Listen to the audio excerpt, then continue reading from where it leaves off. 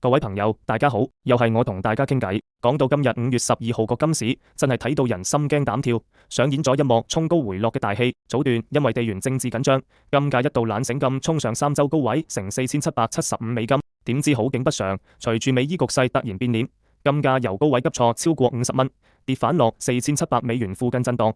反映上面啲壓力真係好重。今次震盪嘅風暴中心又係特朗普，佢公開話唔制伊朗份談判條件，仲形容份停火協議已經入咗 ICU， 靠儀器維持生命，隨時斷氣，甚至暗示要動武奪回霍爾木茲海峽。雖然話打仗風險會激發避險，但同時搞到油價衝到去100蚊美金邊緣，大家就驚通脹落唔到嚟，聯儲局又要維持高息，金價反彈空間自然被壓住。技術上睇，金價衝頂失敗後，動能明顯弱咗。RSI 由高位回落，MACD 紅色動能柱縮得好犀利，顯示推升力度乾涸。加埋 KDJ 喺超買區間出現死亡交叉向下發散，呢啲都係典型回落信號。而家下面要守住4696美元到4710美元呢個位，守唔住就要試4645美元。上面阻力就先睇4742美元，大壓力位喺今日高點4775美元。嚟緊大家要打醒精神，睇埋今晚美國4月 CPI 通脹數據，如果數據太勁，減息就真係無望。